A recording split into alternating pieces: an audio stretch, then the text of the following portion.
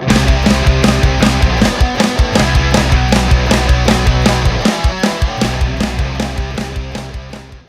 welcome everybody to episode 6 of Dano Says So, as he glances down and makes sure it's episode 6. Today I'm going to be talking to Lin Lee, all-the-time bassist and sometime vocalist, I hope you don't mind me framing it that way, of Bad Cop, Bad Cop. Bad Cop is in a challenging situation in that they dropped their third LP right in the middle of this year's shit show. And that's definitely something I want to ask you about. And there's some topical stuff that I want to get on. So, Lynn, thank you for doing this. Thanks for having me, Dan. All right, no problem. It's a gift and a pleasure to pick people's mind for the first time via the computer. Right off the bat, I was particularly struck by Pursuit of Liberty. Frankly, I really want to hear where you're coming from with the song. Also, I wanted to commend you on the snarl in the vocals. When you really reach out there, that's a killer, Joan Jett-esque growl that is never a bad thing to hear. Thank you. Well, I mean, that song is obviously about how I feel about our current policies regarding immigration and refugees and asylum seekers, and it's fucked up. To say the least, sure. It's fucked up to say the least, and it's just appalling knowing that even in this pandemic, there are people in detention centers in deplorable conditions, exposed to all the not even just inhumane shit that they had to deal with before the pandemic, but adding the fucking virus on top of it. I'm sorry, I'm just gonna keep swearing. Is that cool? On my fucking YouTube channel, how dare you? I always ask. I'm like, hey, okay. I guess kids will learn eventually, right? Right. But it's just absolutely disgusting. And this country. I mean, I come from a family of refugees. My family moved here in 1975 from Vietnam. My mom and dad and my sister, and my mom was pregnant with my other sister. Okay. And even though I didn't know what they went through because I didn't experience it firsthand, their experience has helped build me into who I am now, and becoming compassionate and empathetic to other people's situations. Just taking a second and seeing it from someone else's point of view, just for a second. Right. I cannot imagine what it's like to have to, be forced to leave your home, that one, and go through obstacles that are life-threatening. You are there are people that will do anything just for the opportunity to pursue to have another chance at life, Right. A lot of people don't make it. They don't even make it here, and for them to go through all of that, and especially with this country having its motto being, give me your tired, your poor, your humble masses, the whole Ellis Island speech, yeah. Yes. When Ellis Island, the first thing you see going into New York City is the Statue of Liberty. This is what and we're a country that's built on stolen land. Right. You know what I mean? Well, I don't want to derail your train of thought, but I was going to say so much of those hypocrisies and those contradictions are front and center now. They're one of the few great upshots of everything that's gone on this year. But I just don't understand why why is this even a question? People are fleeing for they're leaving a specific situation, whether it's a war-torn country, whether it's gang violence, whether it's domestic abuse, and to seek asylum to give them and their family a better life, and this is our country is supposed to be known as the land of opportunity, Right. How dare you put up a fucking wall then? How dare you have that mentality? This heated attitude towards immigration of any kind. They, on the stump, most politicians will act like they're fine with legal or correctly processed entry, but reality is they want the country locked down and they want the filters. Yeah. Absolutely. But where I'm going, I don't mean to babble. It's you're just making me think. I missed the memo that we were just going to, abandon our identity as a nation of immigrants, or or as Yeah. an asylum country. I didn't hear. Yeah, it's like I just don't understand. I don't understand the lack of compassion. I don't understand why people are like, no, we can't have them come in because they're all criminals. I'm like, you want to know what becomes, what's behind that rhetoric? It's fucking racism. It's fucking people afraid of what they don't fucking know is coming into this country. And in fact, it's helping build the foundation of this fucking country. Like, and with my family, like, yes, they went through some serious obstacles, but eventually they received the help to be able to get where they are. And my parents worked grueling, really difficult assembly line jobs to be able to provide for my sisters and I, for us to grow up in, the surroundings and to put us in the places that we are now, and there are people that don't have that opportunity. What makes them different? Tell me, you know what I mean? Tell me what makes their situation different, And I'm not even saying like, all Vietnamese people were helped out either. There were Vietnamese people that were discriminated against too. There were the Japanese that were sent to fucking concentration camps, back into World War II. It's mind-boggling to me, like how fear-mongering completely overtakes any sort of real, like, just humanity, like just wanting to help. It's difficult to relate to, and it's funny because you can correct me if I'm wrong, but it seems to me that just examining what the hell kind of person can do that or be that numb to it is kind of where you go in Certain Kind of Monster. Yeah, and with Certain Kind of Monster, that was actually like a direct response to seeing a video of ICE agents raiding a family, taking away the father of the family, and like, what is the justification behind this? It's my job. I need to be able to do my job, though. Fuck your job. You can find another fucking job that doesn't have to fucking put people through this. How could you look at yourself in the mirror? How could you live another day knowing that you do this and get paid to do this to other people? Other people that haven't done shit. They just want to fucking live a great life, They want to provide for their family. Like, it's disgusting behavior. And as much as I, with Certain Kind of Monster, as much as I, I would love to show my physical aggression towards, ICE agents, as a lot of, people do, as as well as friends of mine as well. I'd rather try and start a conversation first, and that's where the song comes in. And the same way with Pursuit of Liberty is being able to provide a perspective first, right?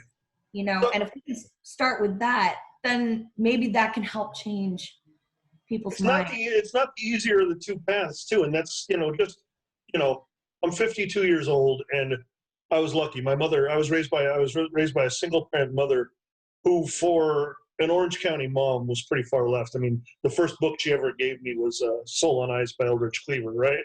And it's funny because I was just thinking while you were talking about this, for whatever reason, I grew up with a really, really heavy fascination with sort of the free speech movement, with the Black Panthers, with Muhammad Ali, which explains everything that's going on behind me.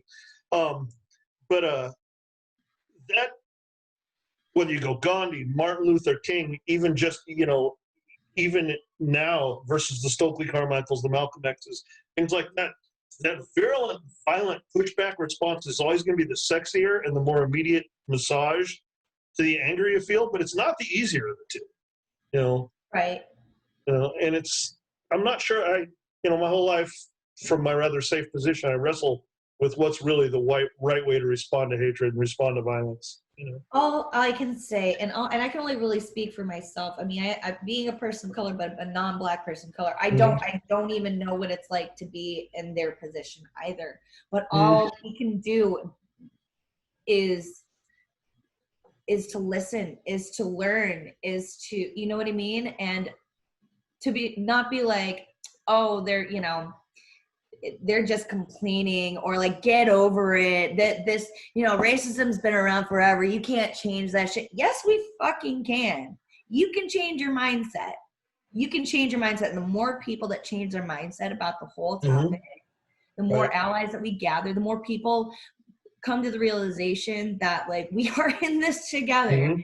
If you fight back, it's not going to be pretty. Mm-hmm. Right. But it's not going to resolve anything either. We just it's never the way you change minds. you know, and it's like all we can say is and I forget who said it the best, and it's like we're lucky that Black people want equality and not revenge. Right. Yeah, That's very true. That's an incredibly powerful quote, and I forget exactly who said it, but she had posted a video. Her name is Kimberly Latrice Jones. Okay. And this was when the Black Lives Matter protests were happening at the very beginning, at the end of May. Right. Just immediately following George Floyd. Immediately following, and she said it the most passionately and the most eloquently. And when she said that phrase that, you know, you're lucky that Black people want equality and not revenge, I was like, that's it. Ding, ding, ding. That's it. That's what the LGBTQ community wants. They want equality. Why is that such a fucking hard concept? No, people who are at the top of our official food chain find it hard to walk away. Oh my God. Ugh. And it's an ugly aspect of human nature. It's not defensible. You're in a band with two things: a number of pronounced social agendas, which I always love. The band I do right now is the least political I've ever done. And what do you know? I start a YouTube channel that's almost exclusively political at times. Anyway, you guys have a very pronounced agenda. You also are very open about some particularly vulnerable issues, things that have had to do with addiction, things that, you know, a lot of relationship dynamics and everything else. This is a philosophical question. Do you think that music changes any minds, or do you think that it just comforts the already converted, which is not a bad service? I think it would be a little from column A, a little from column B. Yeah. You know, for those that are already fans, that are already like have the same mindset.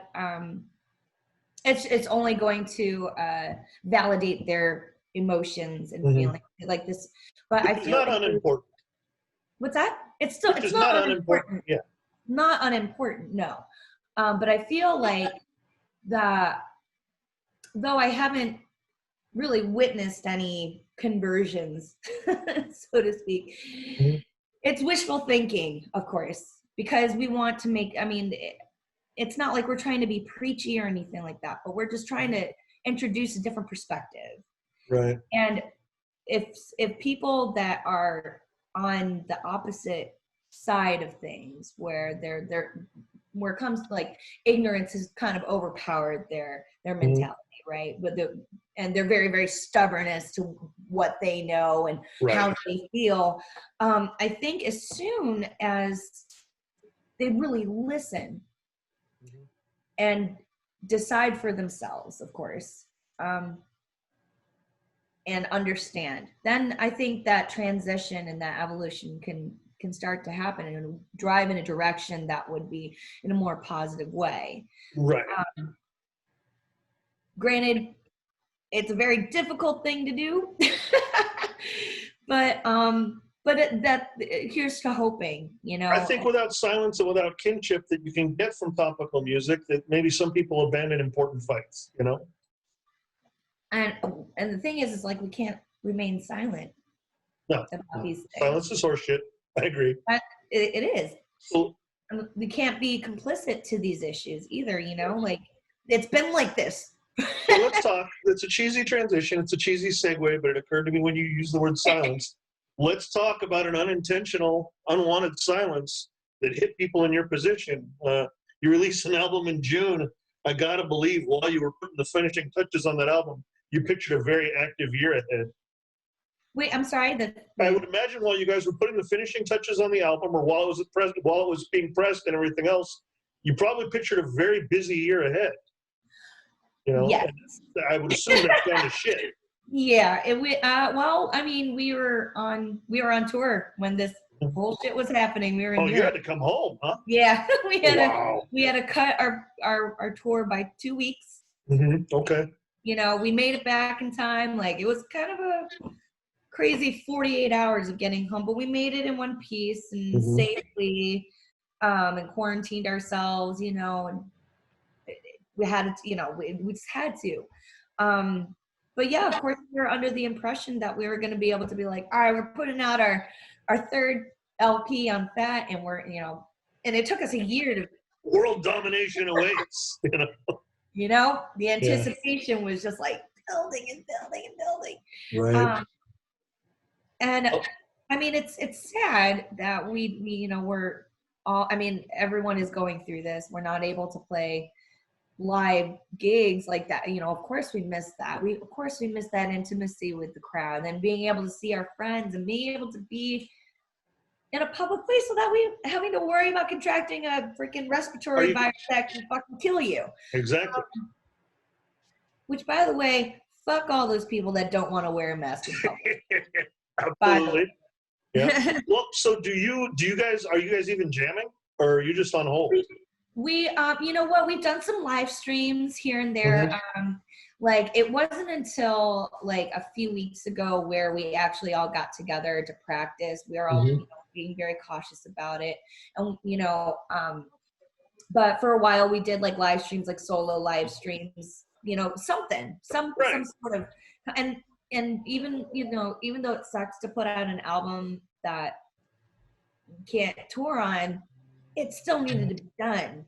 You know, we got to give people new music, and it's incredibly relevant right now. You know. Well, it's the studio that I record at. We've had an album sitting around, not an album, but a follow-up release, probably going to be a 10-inch, sitting around collecting dust since February. You know, because there's still vocal work to be done on it and some more songs. Because, I mean, for amongst other things, our producer was getting ready to have he was getting ready to be a father. You know, and the baby showed up during this period. Is it Paul Minor? Yeah, of course it's Paul. You know, I didn't know whether he'd want us mentioning that on here. Sorry, Paul, I called you out. It's been done, fucker. So congratulations. Now it's out in the world. Yeah. What a doll. Love that guy. Absolutely. How can you not? But where I was going, okay, and it's hard not to be distracted by finding out that you have somebody like Paul in common. Where I was going is there's every chance, because we haven't been getting together in the interim, there's every chance when a lot of bands pick it back up, you've been on almost a year break. And at that point, psychologically, are you even the same band, or are you basically starting over? I think for bands with the longer the history, the more you are. But yeah, I guess, yes.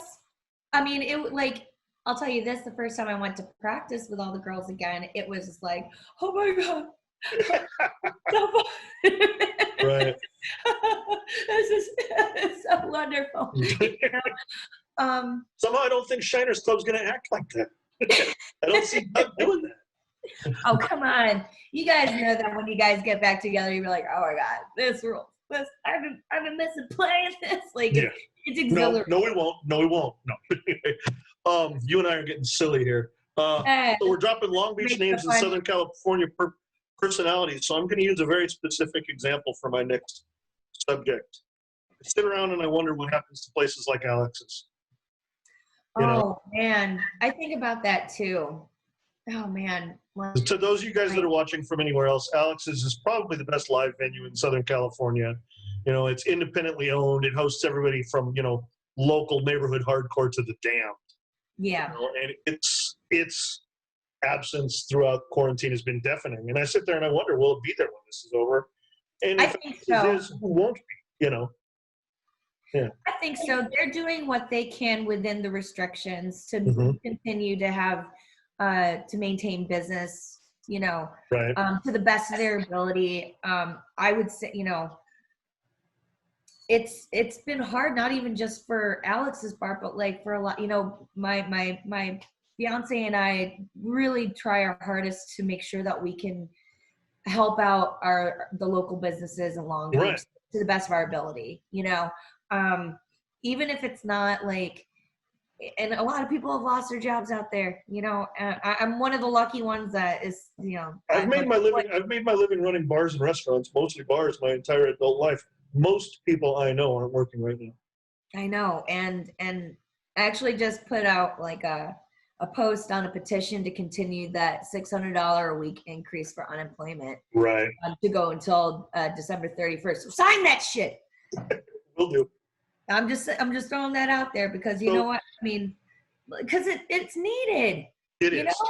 There's so many people, not even people in the service industry, like actually everybody in the service industry, but there are people that are self-employed like this. Are you optimistic? I am optimistic. Yeah. I have to remain optimistic. I'm scared. I think we're going to lose some small rooms. And I hope we don't. I do understand the reality of the situation where, like, because I've seen some businesses, small businesses in Long Beach closing permanently. Yeah. It's super upsetting and sad, and I hope that it doesn't happen, and I hope it doesn't continue to happen, and like seeing more and more, especially like small music venues closing down. But I think a driving force is, on top of remaining optimistic, is to, be able to, if you can't make any financial donation, then fucking share information about it. The people that can, we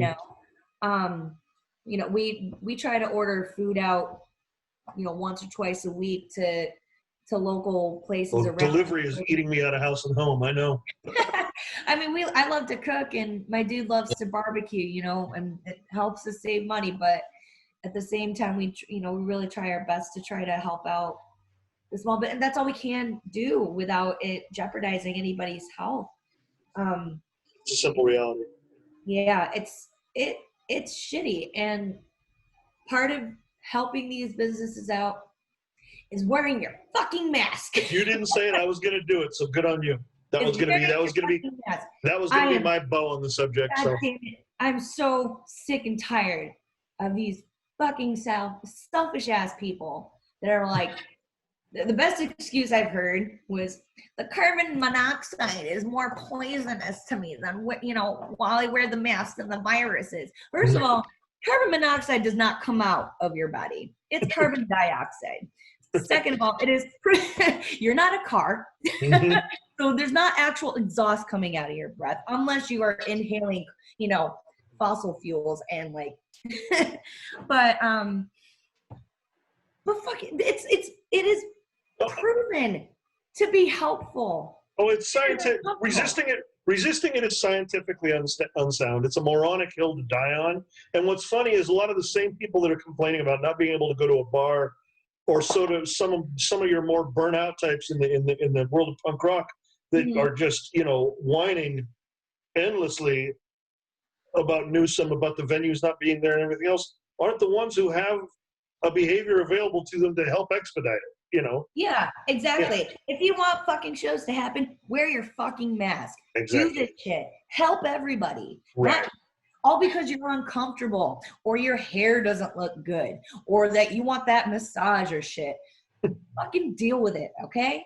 Like, wear your fucking mask. And anybody that fucking volunteers not to wear a mask, y'all should fucking revoke any fucking right to receive any sort of medical attention when you receive this, when you contract this virus, because you are wasting resources and people's fucking time that are working their asses off to fucking control this shit. Well said.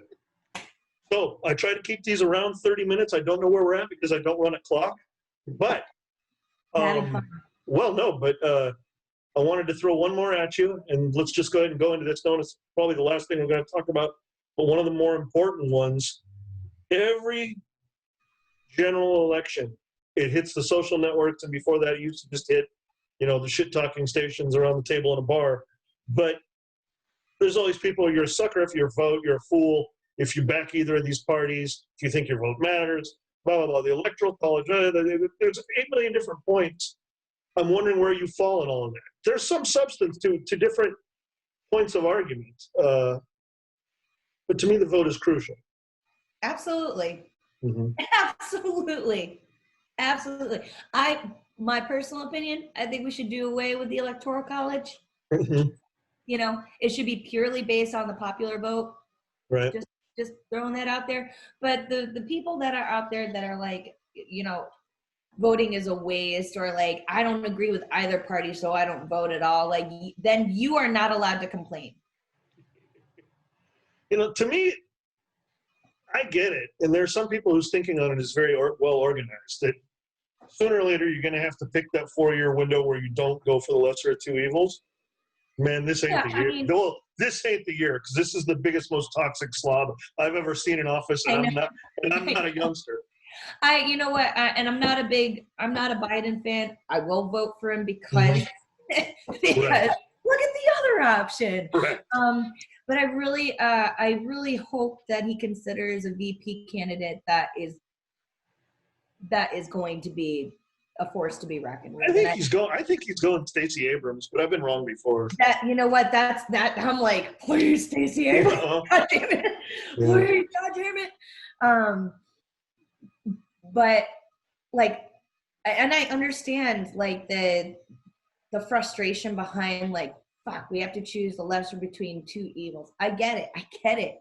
But not voting is so much worse. Look at what happened. I mean, with this 2016 election, I mean, there's a lot of other things on top of people that didn't vote, but if you don't contribute in the minuscule fashion that is available to you, you just become a bigger problem amongst that list of problems. You are not contributing towards something that will actually be beneficial for the public. You are doing a disservice then, you know? So, and then you have no right to complain when you have fucking issues. Right. You didn't vote, then you need to fucking shut the fuck up. Register to vote, you guys. And you know what? Support even though the USPS can be kind of a pain in the ass sometimes, please support it, because voter suppression is fucking real. And we are in a pandemic right now. We need to vote by mail. That fucking bullshit about like voter fraud because vote by mail. Voter fraud is the ultimate red herring. Agreed. You know. Like that is fear mongering bullshit. That is bullshit. That is bullshit. And anytime I think of voter fraud, like they're gonna choose like dead people, I think of the Simpsons episode where Mayor Quimby and Sideshow Bob are running for mayor. Okay. And then he has all like a bunch of like dead people voting for Bob Terwilliger, and like even Lisa's cat, she's like, this is personal. Like, what do you think is gonna, like, are you kidding me? Like, it's astonishing to me, like the level of dumbassery. The only thing I will say is there are well-meaning, thoughtful people who don't agree with us, and it just shocks me. You know, I'm hoping that the specifics of this particular cycle. Wait, you said they were thoughtful, meaningful people that don't agree with. Well, for instance, probably a third of the interview I did with Russ Rankin last week was about, you know, him abstaining from backing Biden even though he despises Trump. And he didn't argue his case poorly. He didn't convince me. I didn't convince him. Right. But that's one of those things that as I get older, I realize not everyone who adopts a position I find easy to vilify is necessarily the villain that they could be. It's never as easy as that, you know? Yeah, but I also feel that meaningful, thoughtful people would actually do something to try to implement the change that they want, and to be able to implement the movement to help everybody instead of doing nothing. I feel like doing nothing is way more harmful. This is a specific case of nothing. I don't want it to seem like we're citing one example, because this is a man who clearly puts puts more good out into the universe than bad. Yeah. But I don't. But I'm not rowing in that boat on this subject. You know. Sure. No. And that's fine. Like I just. It's hard for me, no matter how much good you put out into the world, and like this goes for myself too. I will call myself out on this shit, because there's sometimes where like I feel like I could be doing more and I don't. And I do make as much of an effort as I possibly can, but there are times where I'm like, shit, I should have just done this instead of this, you know? Mm-hmm. But I feel like anybody that makes the decision to do absolutely nothing. For example, and I'm just only going to put this as an example, not voting. Mm-hmm. Not voting is the most selfish thing, I think. I think it is, because I'm smiling because it's for my own personal agenda. That's a killer spot to let the interview stop on, Well, I mean, people can argue with me all they want, but like, if you make a conscious effort not to vote because you don't like either party, right? Mm-hmm. Then what is your solution exactly to move forward? It would be devil's advocacy for me to debate you, because you and I are actually sitting on the same side of this table. Right. Yeah. So I thank you for giving voice to it. One of my big worries here is that I started doing this as sort of a pandemic cure, not to the disease, but to the depression. Because there was no music in my life, because of spending so much time at home.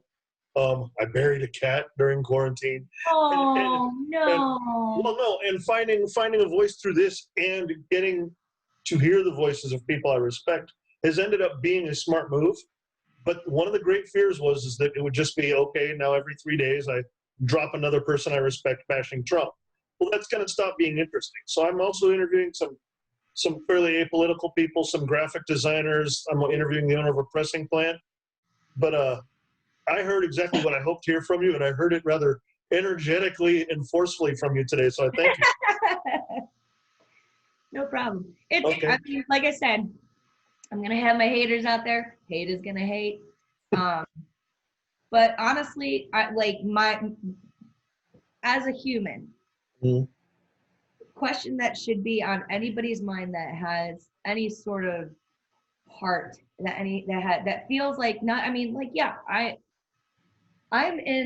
given this situation, I'm in the best possible situation I could be in.